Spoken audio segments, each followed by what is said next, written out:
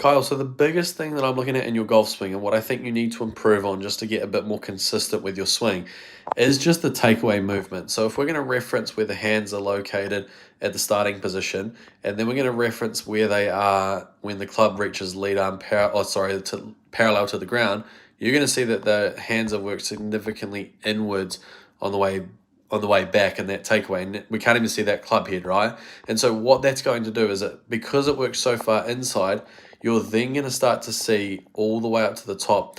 Because of how far behind this club is, by the time you reach the top of the backswing, it's going to try to compensate for that and then shift significantly out in that direction there.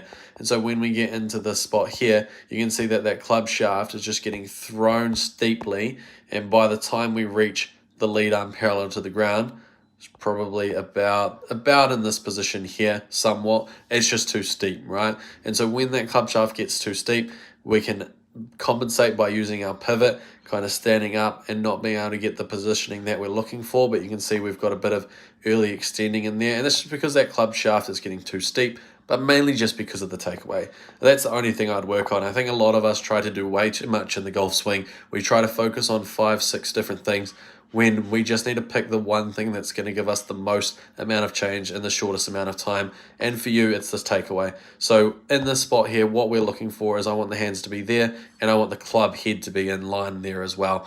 And so what we'd talk about if we were going to do a bit more of an online lesson, give you some drills to work on, would just be how much that lead arm gets pinned across the chest.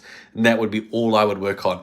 Everything from that would be a domino effect, and that's what we need to first work on. So if you're someone that's watching this video and you want your golf swing analyzed just like this one here, comment or DM me the word analysis on Instagram and I'll send you through the details.